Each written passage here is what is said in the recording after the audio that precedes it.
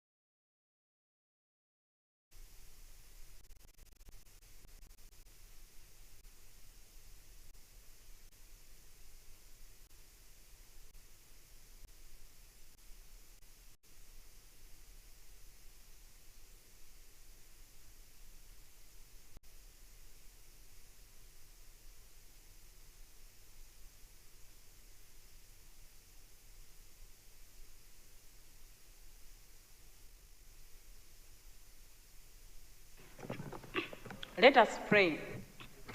Almighty God, who in your wisdom and goodness has appointed the office of the rulers and parliaments for the welfare of society and the just government of the people, we ask you to behold with your abundant favors your servants, whom you have been pleased to call to the performance of important trusts in this land.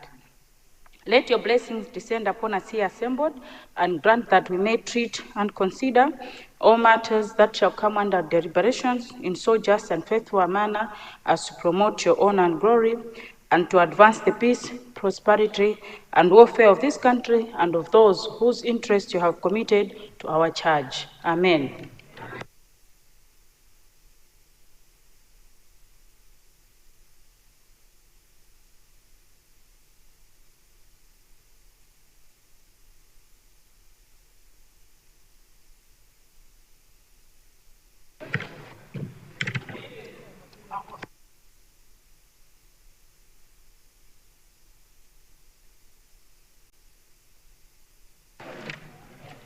General business. Communication from the chair. Good afternoon, honorable members, and welcome back from the weekend. I have one communication to make, and I wish to inform all honorable members of the business committee that there will be a business committee meeting which will be in the speaker's boardroom during health break. I thank you for your attention, and that marks the end of my communication.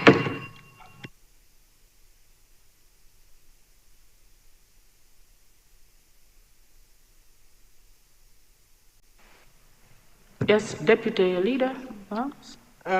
Good afternoon, Right Honorable Speaker, and good afternoon to all honorable members. I wish to guide that we start with the business under 3 bills, and we start with the bill under Roman numeral 7, that is Bill 19 of 2025, foreign exchange. Thank you.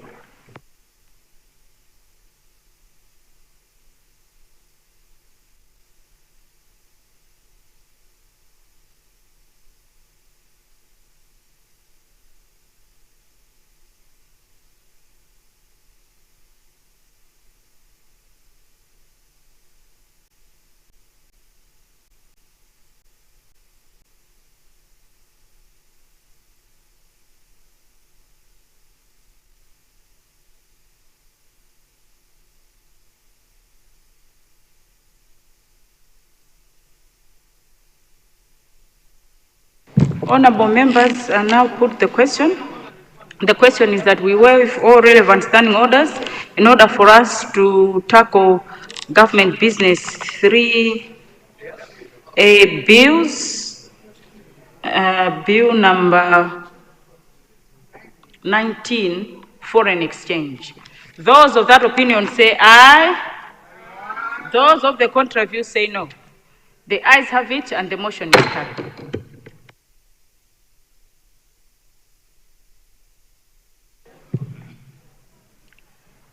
Government business bills. First reading. Bill number 19 of 2025, foreign exchange. Honorable Minister of Finance, second reading when?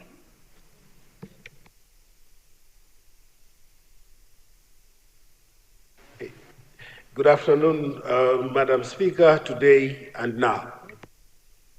Thank you, honorable members. Now, therefore, put a question. The question is that second reading of Bill number 19 of 2025, foreign exchange, be taken today. Those of that opinion say aye. Those of the contrary view say no. The ayes have it and the motion is carried.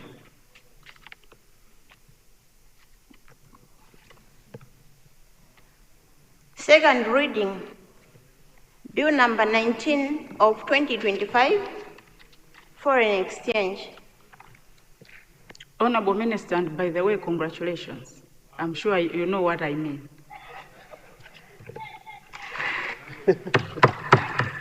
Madam Speaker, thank you very much, and thank you for your good compliments. Madam Speaker, I stand to present Bill number 19 of 2025, the Foreign Exchange Bill.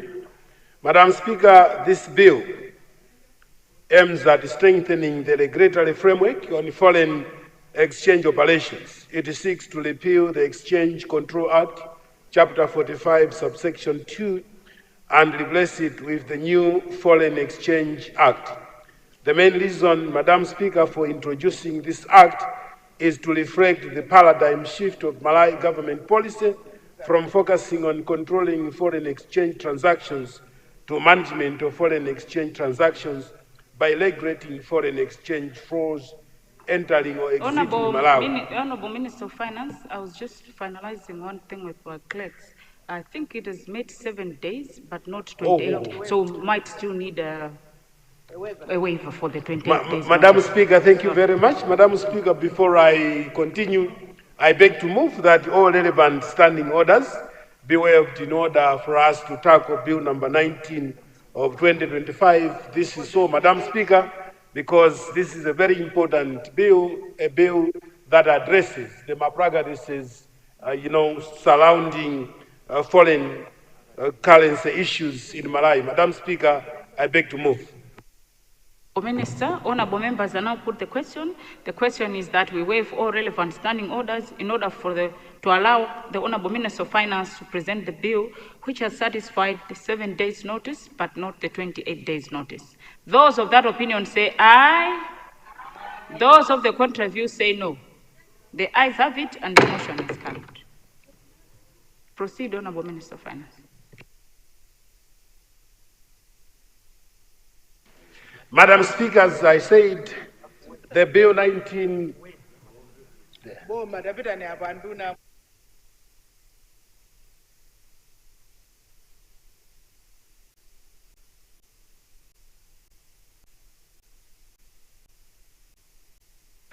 Madam Speaker, good afternoon. And Madam Speaker, as I said, I stand to present Bill number 19 of 2025, the Foreign Exchange Bill. Madam Speaker, the bill aims at strengthening the regulatory framework on foreign exchange operations. It seeks to repeal the Exchange Control Act, Chapter 45, Section 2, and replace it with the new Foreign Exchange Act. The main reason, Madam Speaker, for introducing this act is to reflect the paradigm shift of Malawi government policy from focusing on controlling foreign exchange transactions to management of foreign exchange transactions by regulating foreign exchange flows entering or exiting Malawi. Madam Speaker, this has been necessitated by the foreign exchange challenges the country has been facing. The background to this bill, Madam Speaker, is that the Exchange Control Act, Chapter 45, Section 2, which was enacted in 1984, has proved to be irrelevant and problematic in terms of regulating foreign exchange market of the country.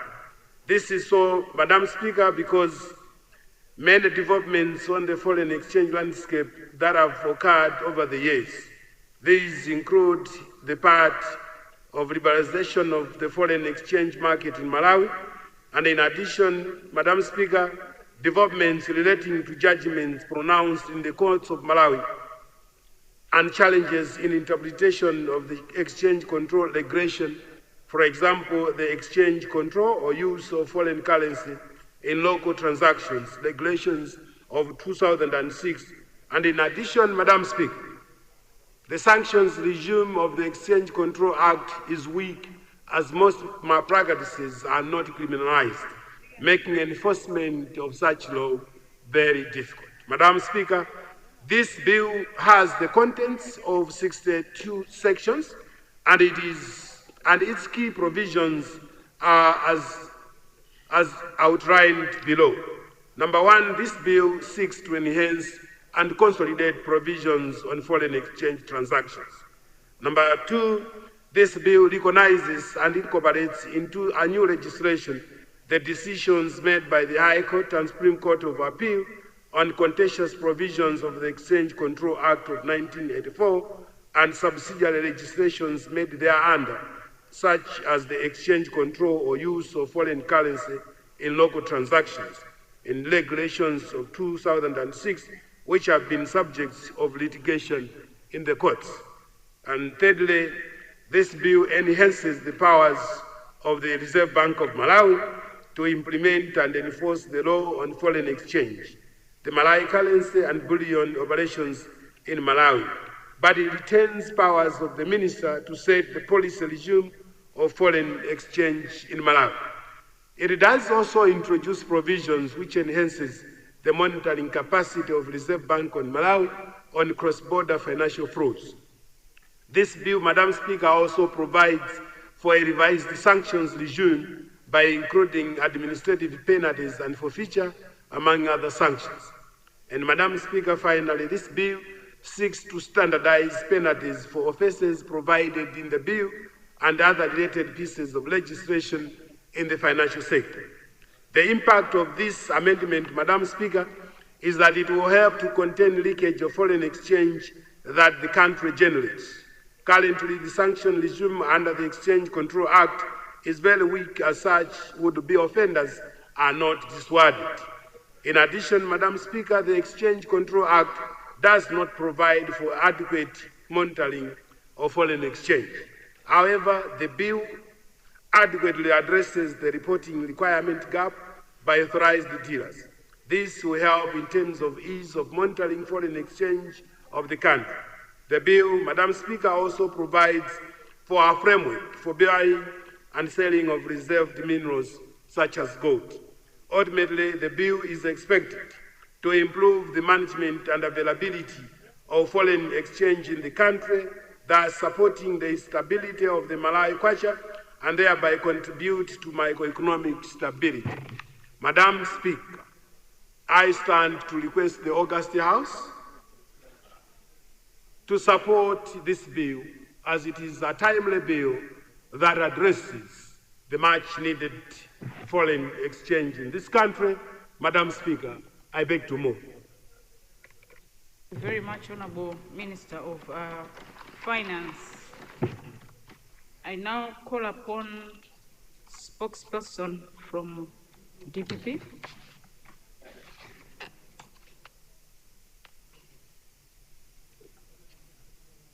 Yes, you have the floor, spokesperson and honorable member for Mangochi Mankibe. Thank you very much, Madam Speaker, for granting DPP an opportunity to respond to this bill number 19, Foreign Exchange Bill. Madam Speaker, allow me first to thank the leadership of my party for allowing me to respond to this bill on behalf of the party. I know my colleague would have done it, but he's not in the chamber at the moment. Honorable for Mangochi Southwest. So I was trying to contact him where he is, because he is the one who has prepared all the notes for this particular bill.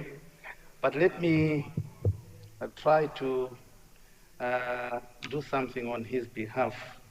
Madam Speaker, if there are two monsters that are negatively impacting on our economy in this country, one of them is the lack of foreign exchange.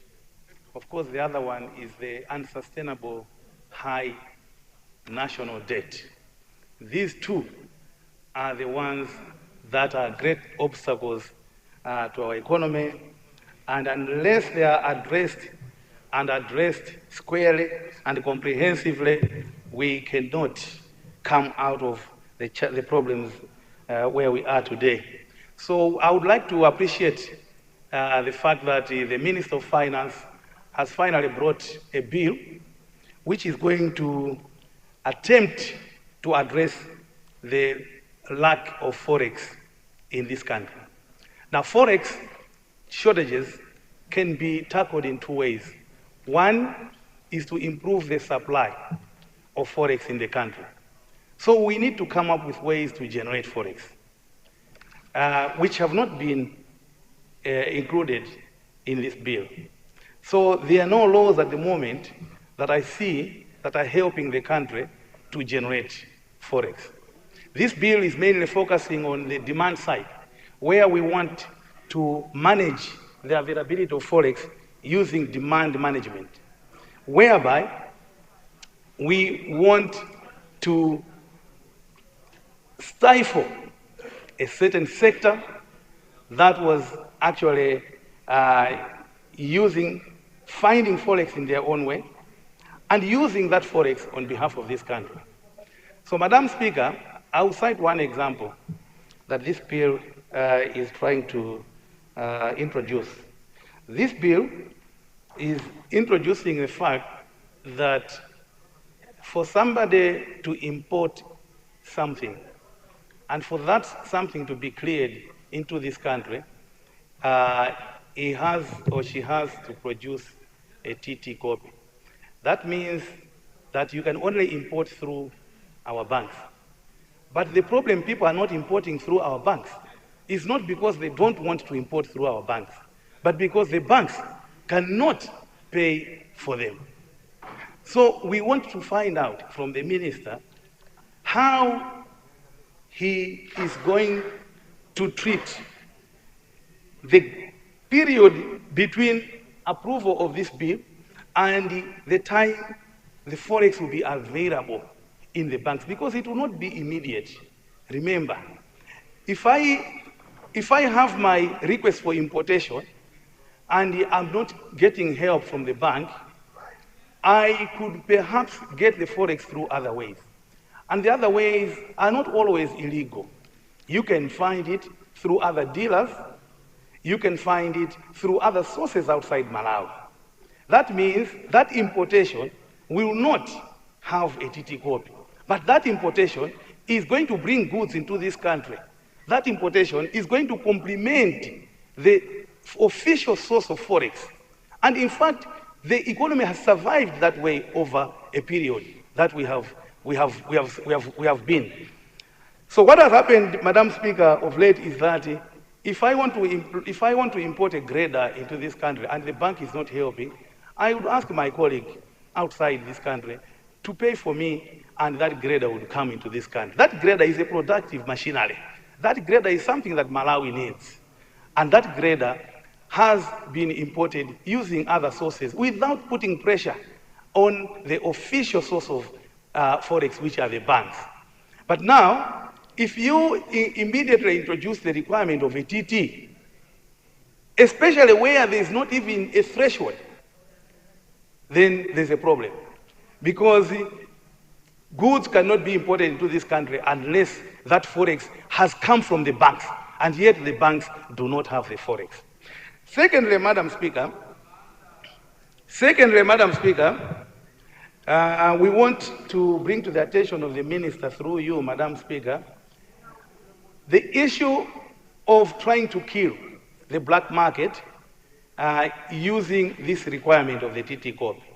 First of all is to say black markets have always existed and they will continue to exist. In every country you have black markets. They help to complement. Of course, they also harm the economy in one way, but they help to complement the motion of the economy. Now, I wanted to bring to the attention of the minister a situation of transfer pricing, where if I want to import something worth 100 million kwacha, for example, and the bank is not able to remit that 100 million, I'm going to ask my supplier outside to send an invoice of only 30 million and complement the payment using a black market. So it is possible. I will ask for a smaller invoice, which I will send through the banks, and the banks would produce a TT copy for that importation, but the importation is not for all the goods that are coming. The importation is only for some of the goods, but I will import complementarily to that. I will pay using other sources. So if we think that this is a way, the requirement of a TT is a way to actually discourage or stop the black market, it is not. There's this loophole that we have to think. The other issue, Madam Speaker, that I want to raise is the issue whereby we have people in diaspora. Now, those people in diaspora are remitting funds in this country for the first time because they were encouraged by the real rate. Now, the real rate of our foreign currency, of a dollar, is actually the one that is being decided by the black market, because that is the actual balance between demand and supply. So they were being encouraged by that. If we completely, for example, kill that window, those in diaspora would not necessarily, as we think, that they would actually direct their resources to the formal banks here in Malawi. Immediately what they will think about of doing is to reserve or save the money right there in a foreign country, and probably think of investing outside Malawi. That will happen because people will not be encouraged by the official rate that is existing today, since they are already used to the rate that they were getting. So what they will do is they will hold on. So those dollars will not come, and those items that they were importing into Malawi for investment will not happen. As it is happening now, people are actually, Madam Speaker, they are actually constructing, they are sending a lot of machinery, they are sending trucks, they are sending all sorts of things that we can use in the economy for production, but this will immediately discourage them. So we have also to think. So I'm not saying that this is a good thing, but I'm saying that as we bring a law like this one, which is trying to completely suffocate the other way that was actually encouraging the flow of forex into Malawi, we will have to bear in mind that the alternatives of the people will not only be to redirect those resources to the official market. They can decide to invest in other countries. They can decide to save the money there and do something with the money there. Madam Speaker, all in all, I would say that we are supporting this bill because it is actually going to attempt to address the challenge of forex shortage in this country. Also because it is a bill that has consolidated all the regulations that were actually managing the usage of our forex in this country, because the law that we have today has got only 5 sections. Now, those 5 sections were not comprehensive, and they could not handle certain matters. So we're relying on other laws, other financial laws, but we're also very much relying on judgments that have been made through the wisdom of the judges. So now I think we have consolidated all that and bring together a law that is going to manage the forex in this country. And as DPP, we support it, but we have to think of the areas that I have mentioned, because it is one thing to come up with a law and believe that the situation is going to improve, only to end up seeing that nothing has improved because of the areas that I have mentioned. Madam Speaker, we support this bill. Thank you very much. Very much, spokesperson from DPP and honorable member for Mangwechi Mankibe, spokesperson from UDF.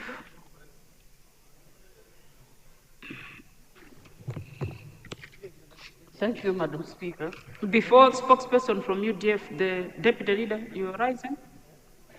Right Honorable Speaker, I'm rising to beg to move that we have a supplementary order paper in order to move business under government business on upcoming businesses to bring to today Bill 22 of 2025, the wet fund for Arab economic development, construction and rehabilitation of Mangochi Makanjira Road project loan authorization. Deputy Leader. Honorable members, I now put the question. The question is that we waive all relevant standing orders in order for us to have a supplementary order paper which should move government business on notices, Bill number 22 of 2025, Wet Fund for Arab Economic Development Construction and Habitation of Mangochi Makanjira Road Project loan authorization to substantive business. Those of that opinion say aye. Those of the contrary view say no. The ayes have it and the motion is carried.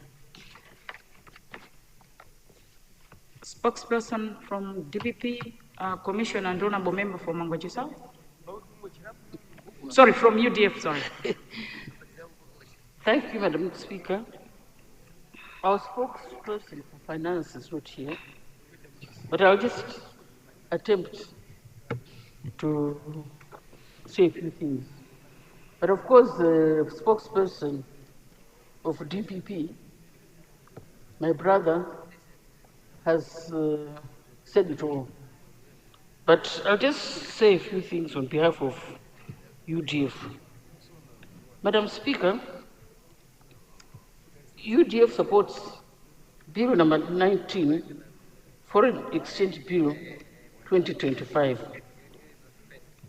This bill is repealing the old Exchange Control Act. Madam Speaker, the problems we're having today, I think prices going shooting high, shortage of a lot of items. The main cause is shortage of foreign exchange. So whatever way that can be done so that we should enhance our foreign exchange, UDF supports that. Madam Speaker, I would also like to recognize the efforts of the Ministry of Trade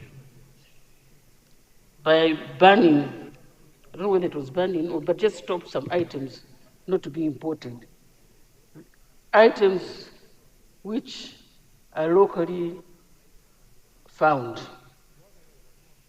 like milk, eggs, honey, vegetables, toothpicks, and this goes on.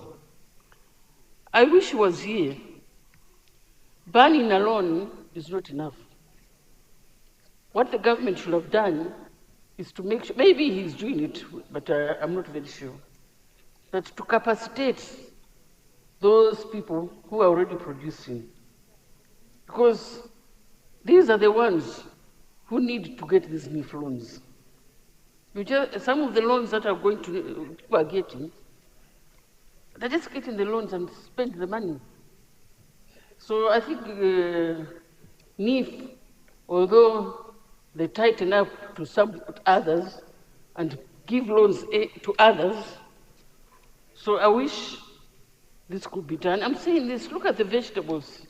If you just pass through the road to Planta or Manguch, the M1, you find tomatoes being thrown away, all sorts of vegetables. But again, I'll use that other word that I used last week, that why are we just sitting here and watching these things? Why are we not finding a way of them to preserve all these vegetables and then export? One of the reasons why we don't have foreign exchange is because we're not exporting. We're just buying, including toothpicks and plastics and vegetables, which can be locally be done. So I wish we could all tighten our belts and make sure that we bring back those companies. But I know they went bankrupt. What was it? The Mulanje pig. Yeah, that was producing. Was it called Mulanje pig? It was producing pineapples and what have you. If we had those factories, maybe not at that scale. If we could go to India, I once had the opportunity of going to India. I became an MP and saw the small-scale industries there. They are very small. They don't even require big buildings. A small little building, and have a small machinery. They were producing everything. I also went to Japan when I was foreign minister and looked at this one village, one product. I don't know what has happened. I think it has just died a natural death. But had we done what Japan was doing, they started off from Norway. But in the end, this one village produces a lot of items for Japan. And today, Japan is where it is because it started off at that small scale. So I'm saying this because this you can connect it with foreign exchange. Madam Speaker, UDF supports this bill, but we've got to be careful not to be controlling everything, because some controls can spoil whatever good plans that government does. The Reserve Bank is supposed to be independent. But if we are going to poke our nose in everything that they do, it means we'll be controlling the Reserve Bank. So we should try to, yes, control, but let's be careful not to over-control. Madam Speaker, I saw one of the items that you're trying, one of the penalties you can forfeit a business person's goods. This word forfeiture, Mr. Minister, it's scaring me. Because it scares me because let's not, I don't know what we can replace it with. It's so scary because what was happening in the past in the way forfeiture. So let's be careful also. Forfeiture, it's got a very, very bad reputation. So, but I'm not saying somebody does something wrong, no. But I don't know what we can do to make it sound better. Madam Speaker, lastly, the so-called investors, they're also draining foreign exchange. Instead of them bringing foreign exchange here and producing or making more foreign exchange for us, they are the ones draining. Because look at the businesses being done by the so-called investors. Some are running small restaurants. Some, you find them in Mangochi doing the job that simple business, Malawian businessmen can do. We want investors, real investors, not investors that will come there, even Musika, they're there. Everywhere they're there. So I don't know who's giving them the license.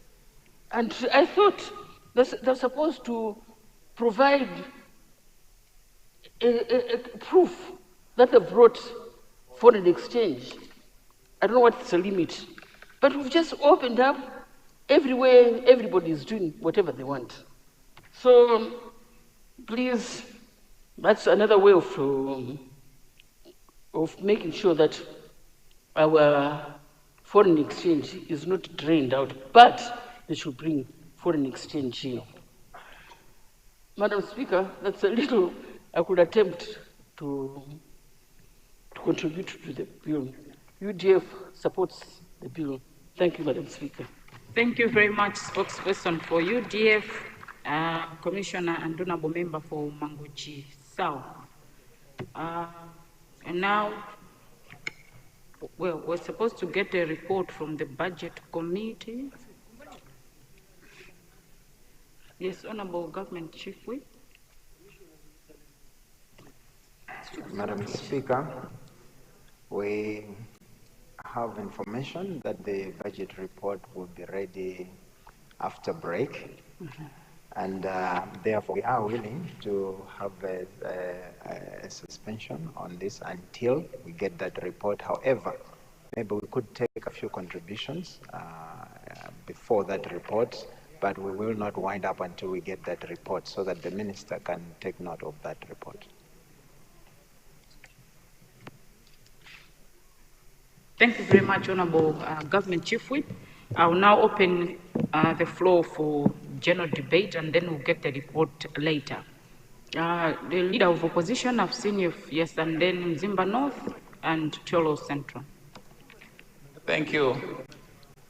Right Honorable Speaker, Madam, for giving me a chance to speak on behalf of the people from Lanje Southwest, but also general observation as the Leader of Opposition. Right Honorable Speaker, I fully support the bill. However, some of us who are close to the people, we know that sometimes when you are too strict, you chase out some investors. I can tell you frankly that many of the NGOs are now moving to Zambia. many of the NGOs are moving to Zambia.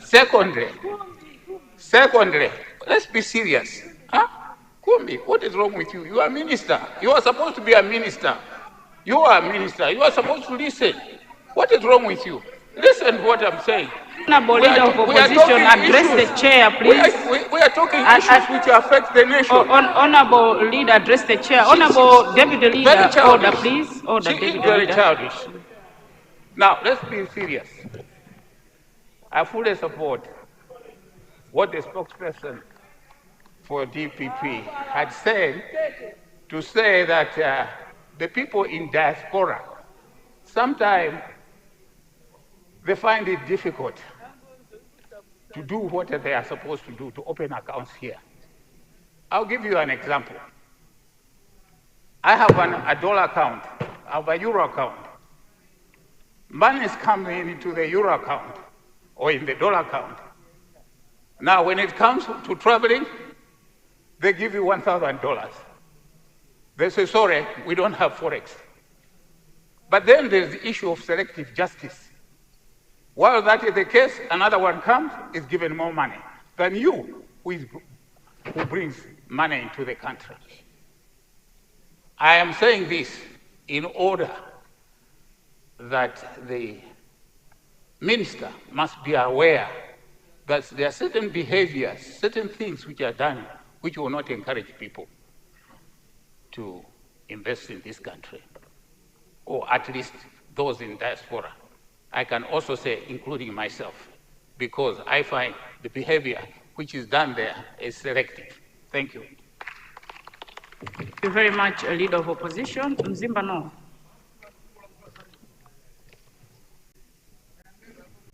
Thank you, Madam Speaker, and thank you, Leader of Opposition, for the compliments of what I was about to follow. Madam Speaker, foreign exchange bill, what does it address, and what are the factors that it intends to address? I think that is the principle that we should be following. Madam Speaker, when we're talking of balance of payment, we're talking about capital account and current account. This bill is actually addressing the capital account, also called the financial account. Madam Speaker, the current account and financial account is affected by three parameters: interest rates, inflation, and indeed the value of the currency. Madam Speaker, the value of the currency can deplete just based because neighboring countries, their inflation is low, is high, the interests are high. And if you go to capital account, the capital account is determined by the goods market incomes. Madam Speaker, this government has failed to raise the price of fuel, and it has created a deficiency in a trade deficit to Zambia, Tanzania. Trucks come here and buy fuel which has been bought by Forex, and they offload into Zambia, which, because Malawi is a low-priced fuel prices. Why can't you increase the price of fuel so that the current account of fuel is reflected that the goods or the income which is at parity with Zambia will not create a deficiency or a trade deflation in favor of Zambia? That's one thing. The second thing, Madam Speaker, cement. We do not know when we have a proper capital and current account deficit of cement. When we are trading cement in Malawi and Zambia, we produce cement, they also produce cement. We should make sure that we diffuse the peak periods of demands in Malawi as well as in Zambia. If the peak periods in Zambia is and Malawi is at the same, we are importing cement at a very, very high price. We are actually exporting the dollars. Madam Speaker, let me concentrate on the capital account or financial account. The minister must address what he is facing as a challenge to introduce this bill into this House. Is he facing interest differentials? Is he facing inflationary pressure, which is in the SADC? Maybe Malawi is very big and people are investing in Zambia instead of investing in Malawi. I am saying this, Madam Speaker. Most traders in Malawi, because of these challenges of Forex, are moving money out of this and opening an account at Chipata. That is at an individual level, it's micro, dollars are going. At macro level, it is quite in aggregate, it is quite a lot. And people are trading, instead of trading on Malawi because there's no Forex, they're trading through Zambia. Again, that is capital flight. Is this bill addressing that? No. Madam Speaker, I think the minister may not be aware of what is addressing in this bill. The Alliance for Democracy in its entirety will not support this because we passed and agreed in 1987 to liberalize the economy.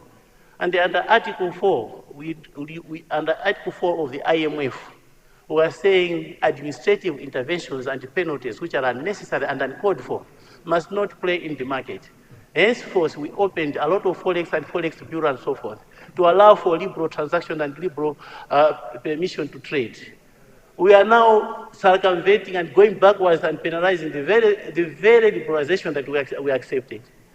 Again, Madam Speaker, let the bills be speaking to each other. We passed a shareholders bill here of banks, where you said ownership of banks must revert to 25% from 49% or 50% to 25%. All foreign owners of shares in those banks, you immediately introduce what we call capital flights. They liquidated their investments and converted the monies into the dollar and created a deficit in this very country because of long laws which we were passing in this country. Proper laws which must be guided and must be talking to each other are very important. I am happy you are talking about securitization. But do you know what securitization you are talking about? Securitization can take place in Malawi and can also take place outside Malawi.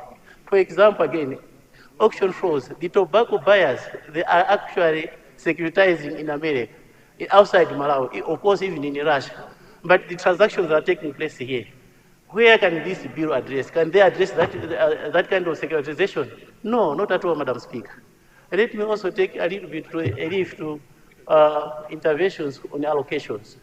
Madam Speaker, at all costs, I'm happy that the leader of UDF was looking at the independence of the Reserve Bank. We passed a bill in 2018 or 2019, independence of the Reserve Bank.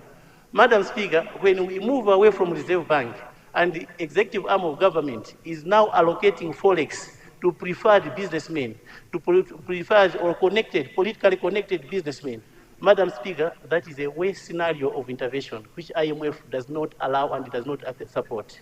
Madam Speaker, that independence of Reserve Bank must be properly set because in terms of securitization, if you give the proper administrative machinery to Reserve Bank, Member from Zimba North, you have a few seconds to go. You've gone past your 5 minutes.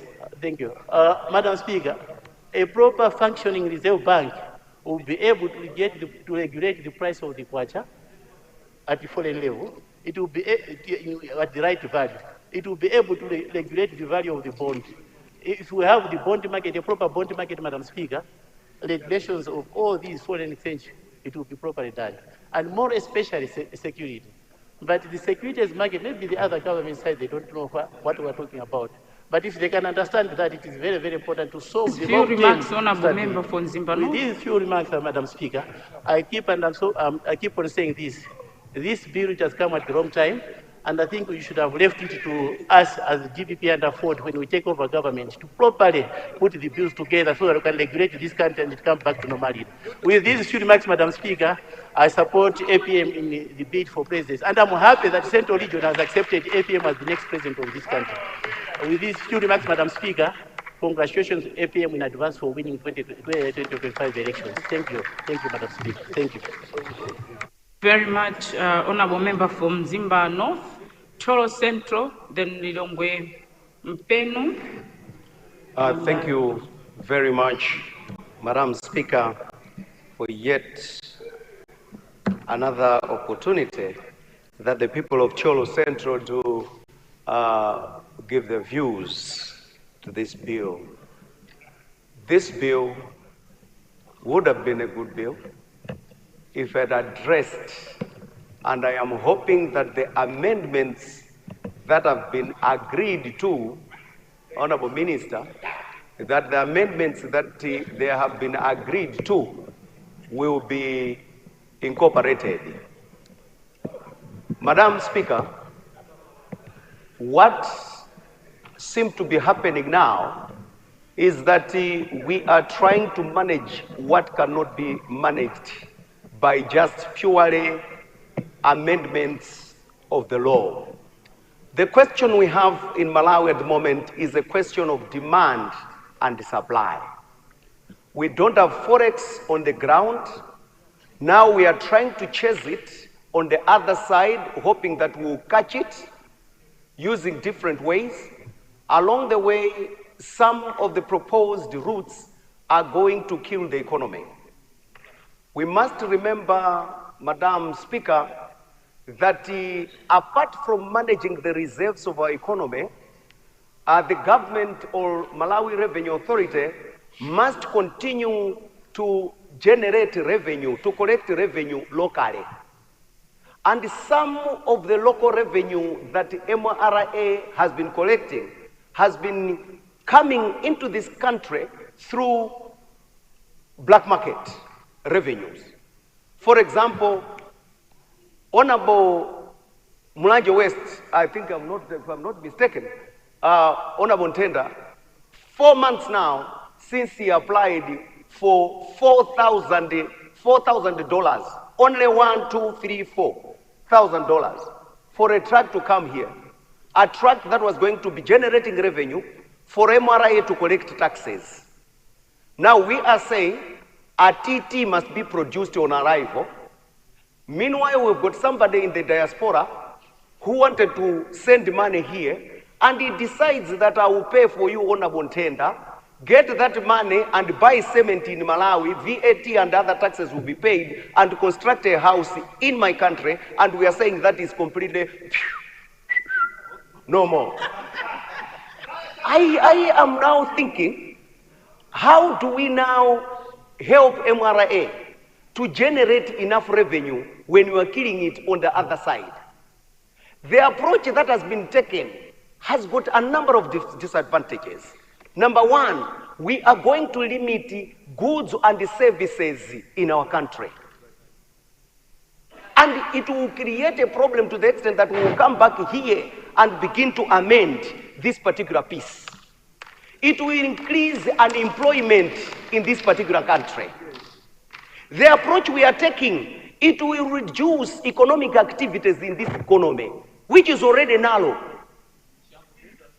And I want to invite the Honorable Minister to say, please, the amendments that we have proposed, for example, we've got manufacturers here that do not buy as we do, but they buy on lines of credit. Now, they don't pay there and then. They are bought on line of credit, they're allowed to pay later, and then you are saying, upon arrival, produce TTs. How is he going to do that? There is no way we have discussed the bill. That's why the amendments. So we are saying the proposed amendments should be incorporated so that we don't kill. Otherwise, the manufacturing industry will not do anything. Then let me invite you as well to look at the following. Cross-border traders. These ones who go to Tanzania with $2,000. They go to South Africa with $5,000. They apply to the bank, they completely don't get anything. Meanwhile, they were getting the dollar on the black market. You have completely closed these people because they Honorable want Member for Cholo Central, there's a point of order. Yes, Honorable Government Chief Whip.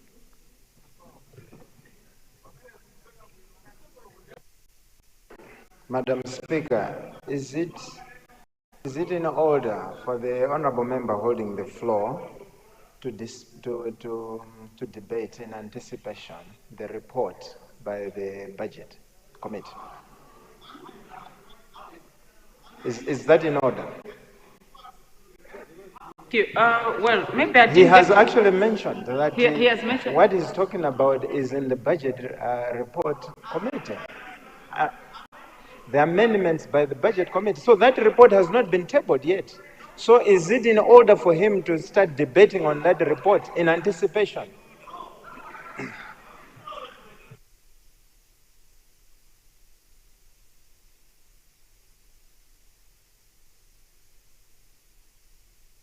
Thank you, Honorable Government Chief Whip.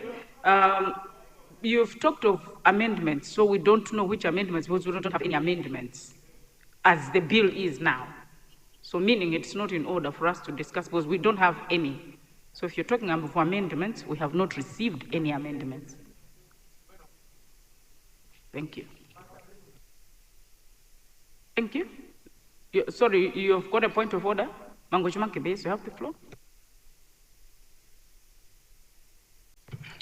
Madam Speaker, I just wanted to try to put things in the correct perspective that when we say debating in anticipation in this House, we mean debating something that we know, we have seen it, but it has not yet come on the floor.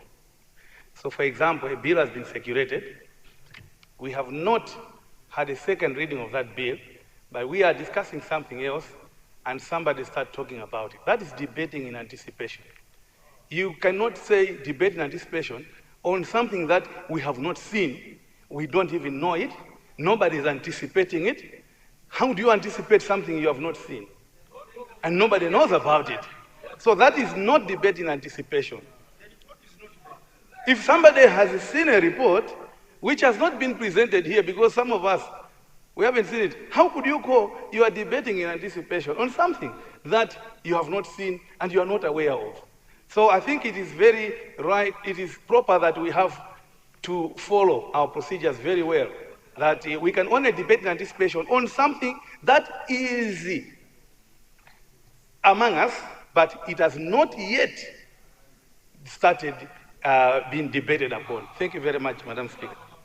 Very much. Honorable Member for Mangochi Mankibe, you talked about debating, let's say if you're debating on a bill in anticipation that there's a bill that will come. I think it's not just the bill. If you go to Standing Order 78, Part 2, Anticipation, it shall be out of order during debate upon any other motion, including a motion for the adjournment of the Assembly, or upon an amendment thereto, to anticipate the discussion of a motion of which notice has been given.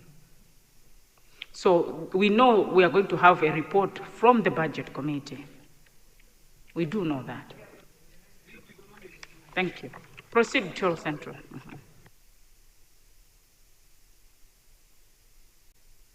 Thank you very much, Madam Speaker, and I know it was very important for the whip to interject me. I will take it from where I left. Madam Speaker, the cross-border operators who are, you can't even spell the number, too many of them. They apply to the bank, they don't find the Forex. And those ones are now demanded that a TT must be produced upon arrival at Mwanza border, at Dedza border, at Songwe border. When they apply to the bank, they didn't get the money. What that means is you are saying we are killing you people because they apply formally within the formal sector. You can't give them the dollar. I've just given an example of Honorable Ntenda here. 4 months, he is yet to be paid. Now, what we are saying is this is a trader who pays the school fees for his kids, who feeds himself using the same, and he can't produce the TT. It means he will be unemployed and that person is finished. Killing the economy. Let me draw you again to foreign direct investors. When they want to invest their money here, their expectation is that they will be allowed to remit their profits to wherever they are coming from. Now, there is no Forex to remit. You know what they were doing yesterday was to buy at least property so that maybe they can keep their money within the property industry because of the devaluations and everything. But now we've got the land laws as well that bars any foreigner from owning a property in Malawi. What that means is he can't remit his profits back home. He can't buy property here. How is he going to keep the money? And how will an investor come and invest in Malawi? So I am saying, and I am pleading, we needed to be moving towards balancing demand and supply, and that the economy should not suffer as well. And I was proposing that in our budgets, we needed to do a lot of import substitution. For example, the order that the Minister of Trade did was a very good order, but then the supply on the ground is not speaking to the order. Apples, for example, are we producing enough apples in Malawi? No. And we are saying we shouldn't import them from South Africa. Where are we going to get the apples from? And so on and so forth. We needed to get some money and invest into this import substitution agricultural sector. That way, whatever resources we were sending out for that is now getting down into our foreign reserves. I thought we should look at it from a broader perspective than just firefighting and bringing in something that is not going to work. Finally, as I conclude, Madam Speaker, I am pleading that the minister do consider on the TT the line of credit suppliers. Probably you would as well categorize the importers, small cross-border importers, those that sell cars, those that sell whatever, and you're allowed to reconcile. So you can do that. If they can consider those ones, then the economy will still be ticking, and I'm worried about revenue collection. We already have got a deficit of over above 2 trillion or thereabouts. And then we again kill the industry using the same. Otherwise, I've got no intention to put any sand here or to say no to the bill, but I'm pleading on this particular one, let's amend it for the better of this economy. I submit, Madam Speaker. Thank you very much, Cholo Central. Lilongwe Mpenu. Is it Mpenu Nkoma? Yes. Mpenu Nkoma. It is Mpenu Nkoma, Right Honorable Speaker. Lilongwe Mpenu Nkoma. Yes. You have the floor. Thank you so much, Right Honorable Speaker. On a day like this, at 14:59, people of Lilongwe Mpenu Nkoma wish to proceed as follows. Number one, the aspect of monitoring in the bill is very, very critical. The question is why? We are aware that there are a number of NGOs, individuals that have foreign currency denominated accounts in Malawi. They withdraw, and how they use the resources, we do not know. So it is important this time to monitor such aspects.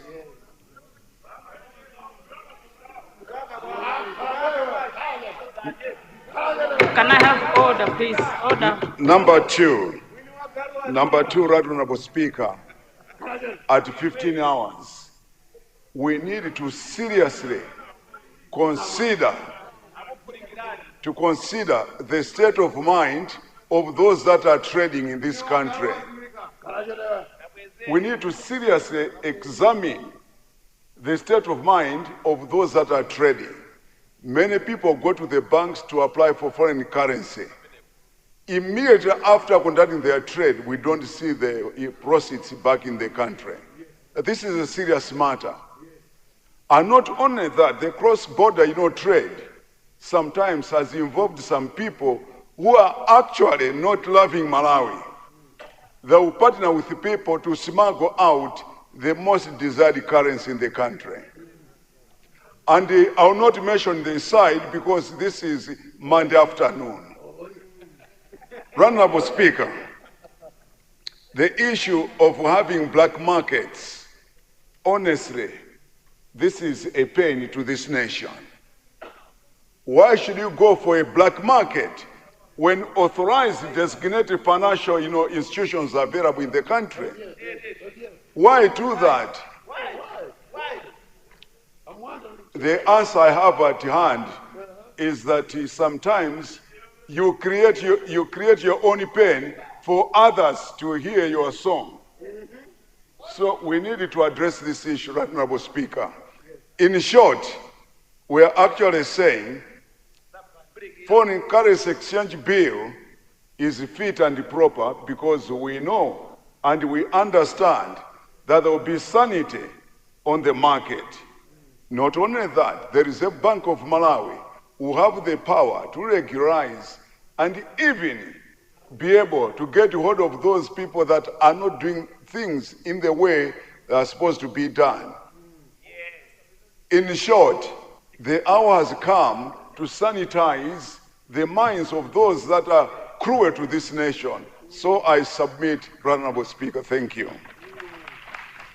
very much, Lilongwe Mpenu Nkoma. But is it in order that you have stopped blessing the speaker every time you rise, you used to bless, and now you have stopped blessing us? I'm sure all these honorable members are expecting blessings from you.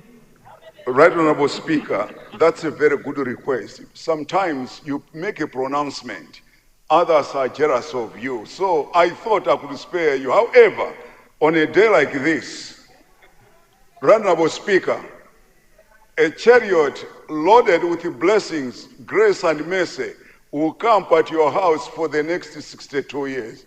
Thank you so much. Thank you very much, Honorable Member for Lilongwe Mpenu Nkoma. Honorable Government Chief Whip, you're rising. Thank you very much, Madam Speaker. Since we still have the report from the Committee on Budget, members will still be able to debate on this bill. But for now, I would like to move that we suspend this bill until we get that report and move to government business on the supplementary order paper, government business 3A, bill number 2022 of 2025.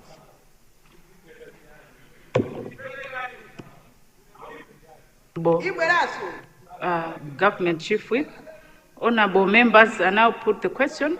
The question is that we suspend debate on bill number 19 of 2025, foreign exchange, and go to bill number 22 of 2025, Kuwait Fund for Arab Economic Development, construction and rehabilitation of Mangochi-Makanjira Road Project loan authorization. Those of that opinion say aye. Those of the contrary view say no. The ayes have it and the motion is carried.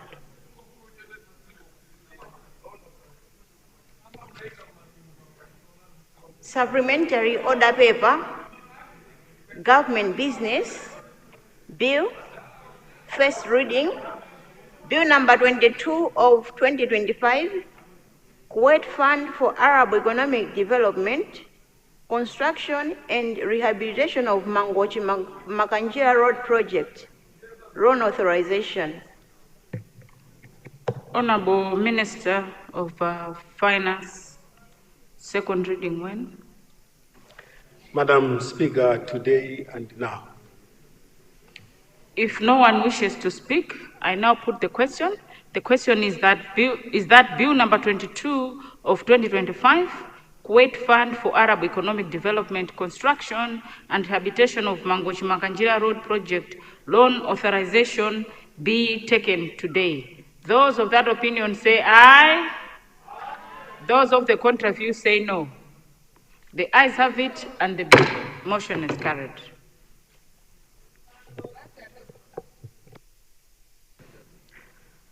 Second reading, bill number 22 of 2025, Kuwait Fund for Arab Economic Development, construction and rehabilitation of Mangochi-Makanjira Road Project, loan authorization. Honorable Minister of Finance.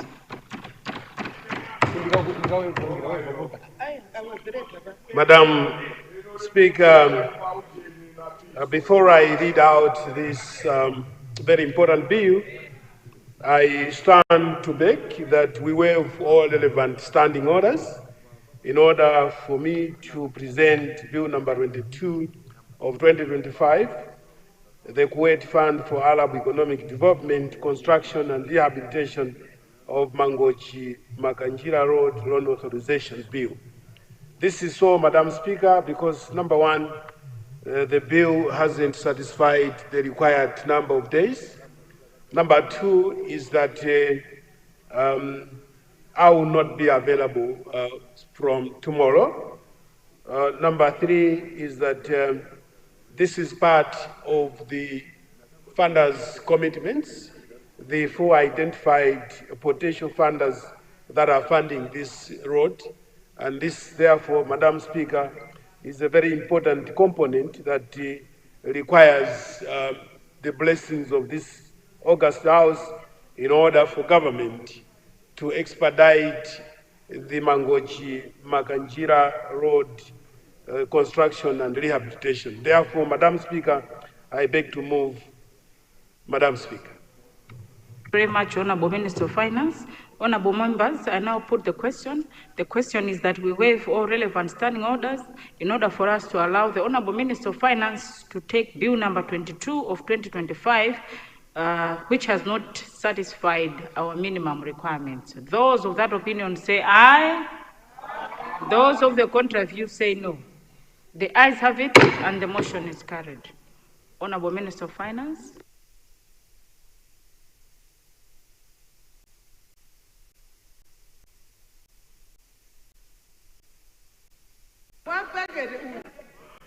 Madam Speaker, I beg to move that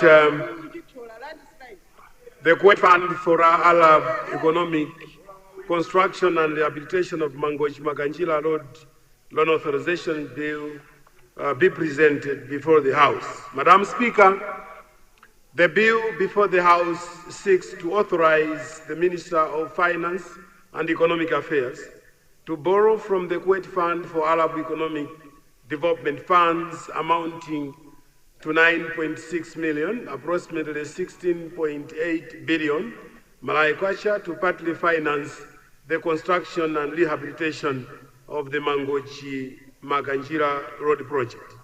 Madam Speaker, so far the government has secured commitments for co-financing for the project as follows. Number one, the Saudi Fund for Development, the 20 million US dollars.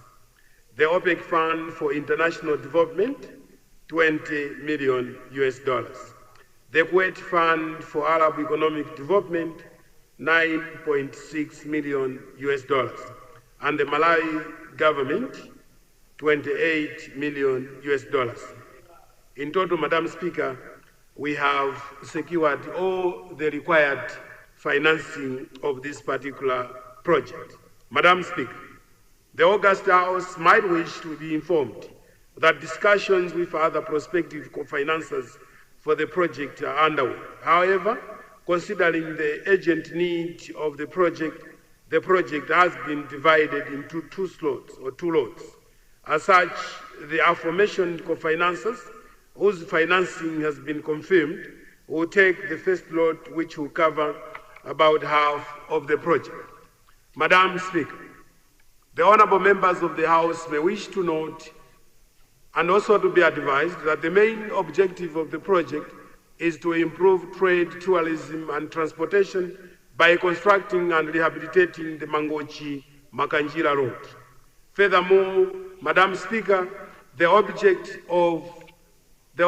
of this particular credit from Kuwait Fund for Arab Economic Development is to upgrade the existing section of the road from Makanjira to Unga, which is 14 kilometers, from a single-lane paved road to a full two-lane bitumen paved standard road. Specifically, Madam Speaker, this credit from the Kuwait Fund for Arab Economic Development will be used to, among others, upgrade the Manjati-Unga section of the road to a bitumen standard, with two lanes each 3.4 meters wide, paved shoulders of 1.5 meters along the road and 2 meters in urban areas, sidewalks of 2 meters on each side, and all hydraulic structures, all large box culverts, all smaller box culverts, and all concrete pipe culverts. B, the project will also support the implementation of all civil works in that section of the road. Madam Speaker, the benefits to be realized from this project cannot be overemphasized. This upgrade will improve the road quality, reduce travel times, enhance safety, and ensure year-round accessibility. It will further support economic activities and improve access to essential services for the surrounding communities. Madam Speaker, this loan from the Kuwait Fund for Arab Economic Development is being provided to the government of Malawi on a very favorable terms, which are as follows. Interest rate of 1.5 per annum, on the principal amount of the loan withdrawn and outstanding from time to time, and secondly, commitment fee of 0.50% per annum on the unwithdrawn loan balance, and loan tenure of 24 years, including 4 years grace period. Madam Speaker, you may wish to note and to be advised that the government will only be required to repay the loan and the 1.5 and 0.50 per annum interest and commitment charges, respectively, out of the government consolidated account.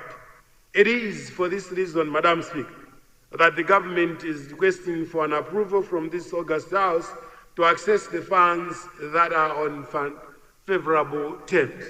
Madam Speaker, in view of the anticipated huge positive impact of this project on the lives of people living in the areas along the surrounding Mangochi-Maganjira Road project, the success of this project is of paramount importance and hence needs the support of this August House. Madam Speaker and honorable members, let me assure the August House that government will utilize these resources in accordance with the provisions of the loan agreement that will be assigned with the Kuwait Fund for Arab Economic Development as well as the Public Finance Management Act of 2022. Specifically, Madam Speaker, the government will ensure proper management of the financial resources as well as effective implementation of the project to achieve the intended outcomes. Madam Speaker, it is also important to stress that these terms are the best terms the sovereign can get from Kuwait Fund for Arab Economic Development.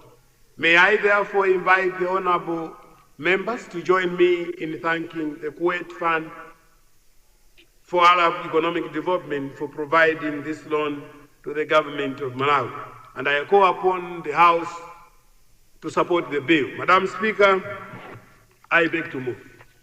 Thank you very much, Honorable Minister of Finance. I now call upon spokesperson on finance from DPP. Yes, Honorable Member for Mangochi Mankipe. Thank you very much, Right Honorable Speaker, for allowing DPP to comment on this bill. It is a bill that is complementing other sources of funds that we have already authorized in this House. And every time new resources are identified for the project, we on this side are very happy because, as they say, a road is only useful and obtains its full economic value when it is constructed and completed from the beginning to the end. So our expectation is that the road must be constructed from Makanjira all the way to Mangochi. These tranches that are constructing portions of this road will not add any economic value to this nation unless we see a complete road. Madam Speaker, you have noted that we have certain roads that were started in this manner.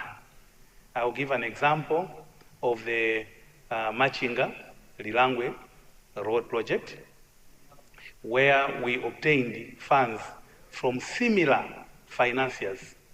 I'm not very sure whether this was Saudi that time, but they gave resources, and I don't care.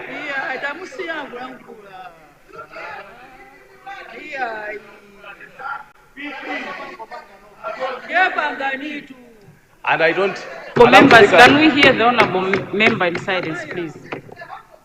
Yes, Honorable Deputy Leader, if you've got anything, you can rise and ask properly. If you have something that you want to, you can rise and ask. Thank you. Madam Speaker, I don't care which administration, because if it were not for the DPP administration to put the groundwork and to sign financing agreements, to source all the resources for the roads that have been done in the city of Lilongwe, I can't imagine what this administration would have shown to the people of this country. because on their own they have initiated nothing and they have completed nothing. So I think it is important that they must appreciate. Honorable member for Lilongwe, is it in Sozi? You're rising on it. Is it a point of... Honorable member for Mangochimankibo have a point of order. Right, Honorable Speaker, I just wanted to make facts straight. But I'm a spokesperson. I'm a spokesperson. The 6-lane You're very road, right. Honorable member for Lilongwe, let me give you time immediately after. He's speaking in his capacity as a spokesperson. I'll give you immediately after. Madam Speaker, I'm not going to debate in anticipation of his point of order, but he knows the truth that we signed all the agreements for the road that we are having the China aid constructing for us. We signed the agreement. I went myself as Minister of Transport to Tokyo. I went myself to Tokyo for the road that Japan is doing together with the bridge in town. We did it. And he knows that even the road that is starting, that the African Development Bank is doing from Mangochi Tenov to Msipe, we did it.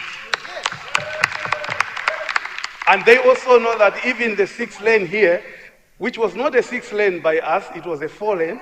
The only thing they added are the other 2 lanes, but it was our concept. So the whole Lilongwe has been conceptualized by DPP. That aside, I want to comment on this very important bill.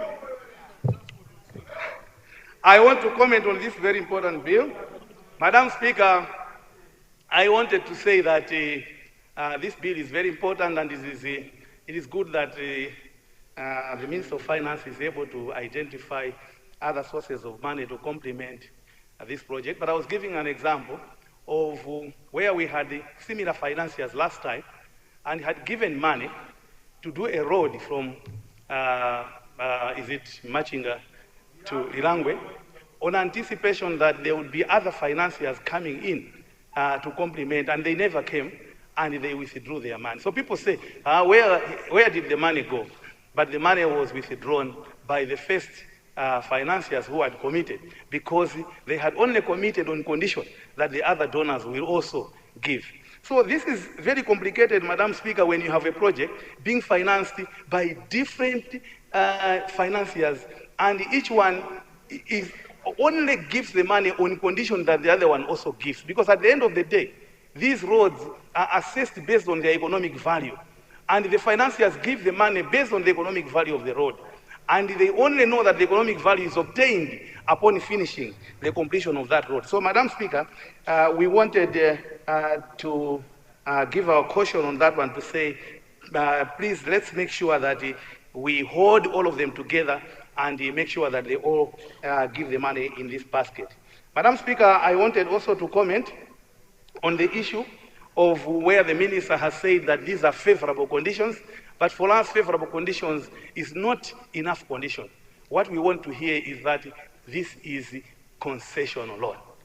Malawi is only allowed to obtain a concessional loan. Now, when I look at these conditions, 1.5% 1.5% interest per annum, and 0.5% commitment fees on all unwithdrawn amounts. So even the amounts that we have not started accessing, we will be paying 0.5% on unwithdrawn amounts. And Madam Speaker, if you look at a grace period of 4 years, 4 years is not enough period. Grace period must go beyond 4 years. So we are saying that these conditions might look favorable, but they are not concessional. A concessional loan, Madam Speaker, is where when you put together the three things, interest and commitment fees, and you put together the issue of grace period, and you put together the issue of payback period, you put them together and factor them in one fact, you have to come up with a 35% concession. In other words, what it means is that for every 100 kwacha, that you borrowed, you should be seen to be paying back only 35 kwacha. That's what it means. But is this concessional enough? For me, I don't think this is concessional enough, and the minister, maybe during wind-up speech, must not focus on favorable or best conditions. He must enlighten us whether this is concessional or not. Madam Speaker, we don't want to stand in the way of a bill that will see Makanjira, which is in my district, the Makanjira Road, the district where I also come from, the district where my president for the party also stays and has become his home now, and we would not want that this road should not be done. So we appreciate the fact that money is being found, and we want to support that effort. Thank you very much, Madam Speaker. Thank you very much, Honorable Member for Mangochi-Mankibe and spokesperson for DPP. Yes, I'll give you point of order after Honorable Member for Lilongwe Nsozi. He was the first one. And then I've seen the Deputy Minister of Transport. Yes, Lilongwe Nsozi. Thank you, Right Honorable Speaker. I just wanted to put facts straight, following what the spokesperson from the DPP had alleged, that what the Chakwera administration is implementing was actually negotiated and signed by the DPP.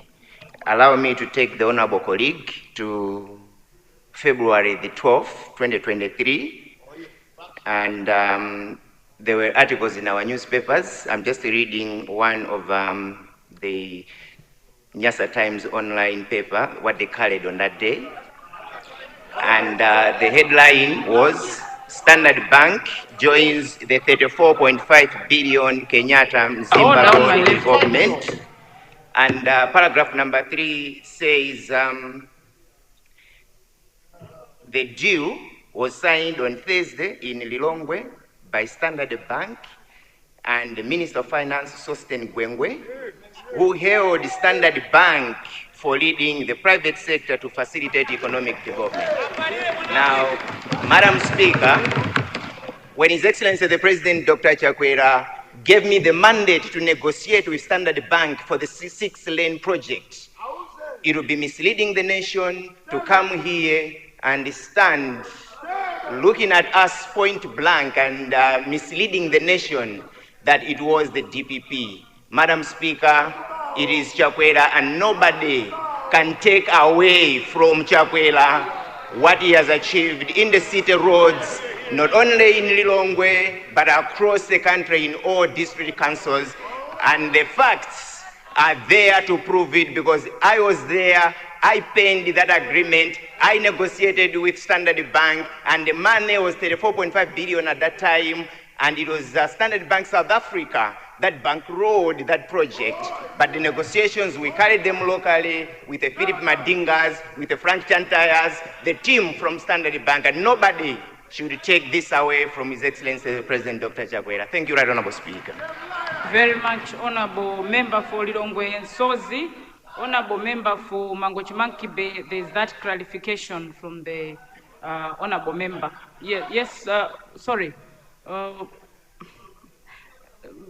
No, before I recognize you, had recognized other members, so I'll give you space. Yes, Lower West.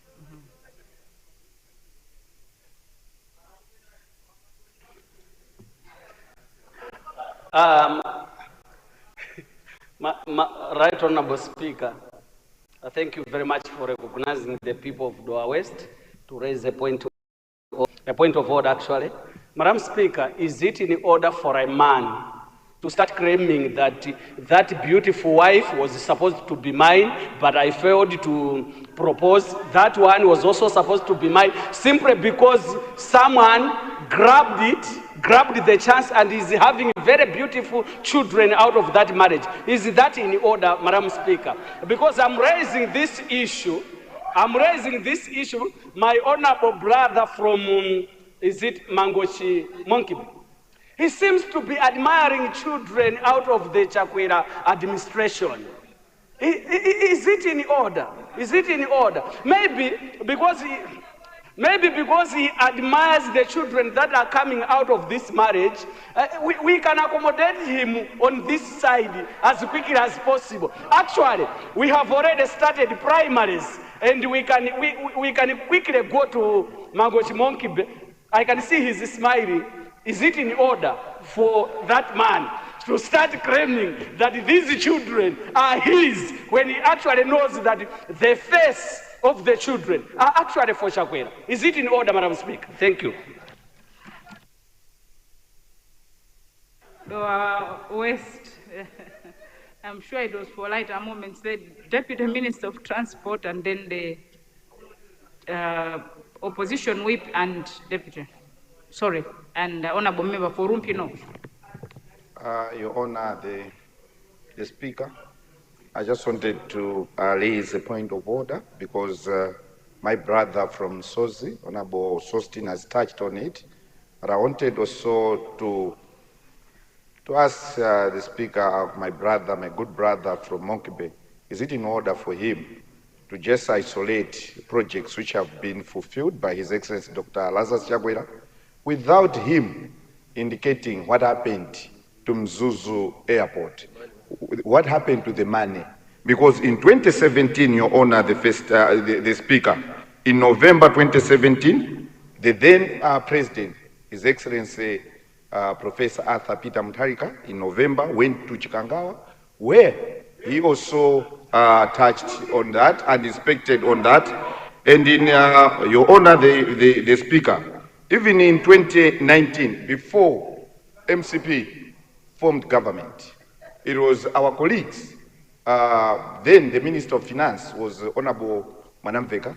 He had made an allocation to Mzuzu Airport, about 14 billion, but nothing happened. Can they come out clear in those projects? Thank you, Your Honor, the Speaker. Thank you very much, Honorable Deputy Minister of Transport.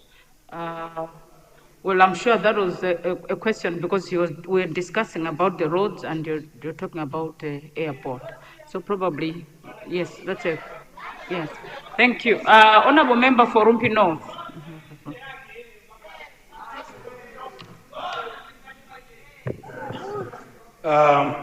Madam Speaker, I was between 2016 and 2019 the Minister responsible for transport in this country.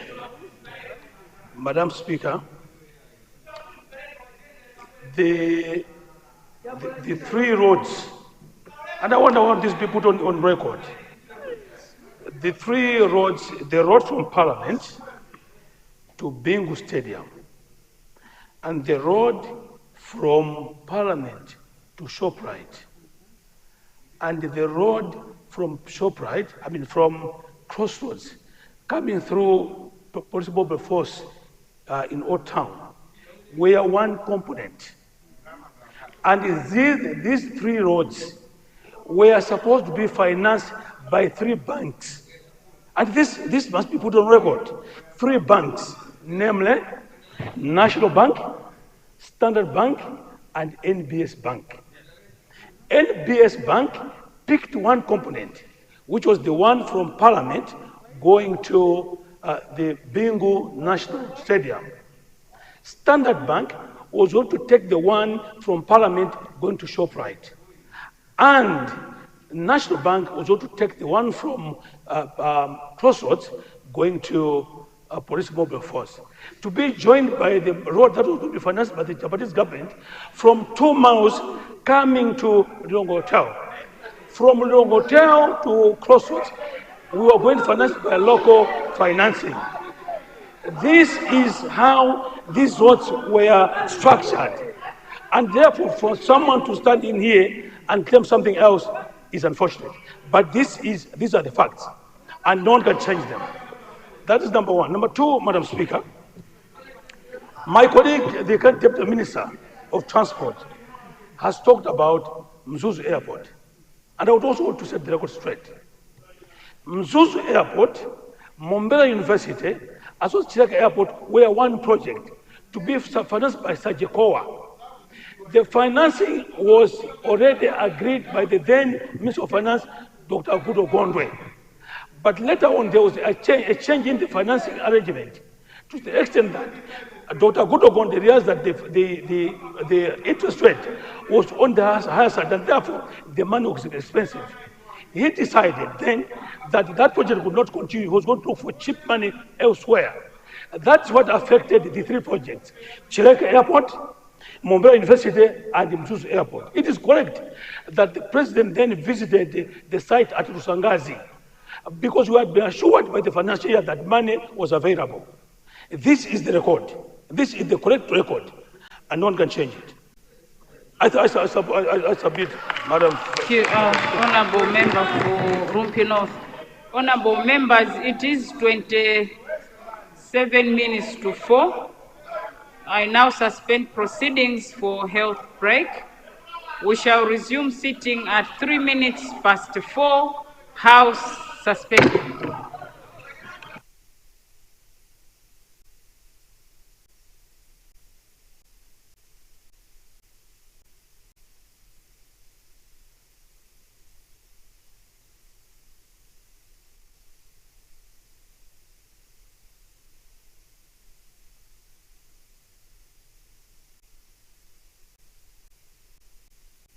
Minister of Water, Honourable Minister of Water.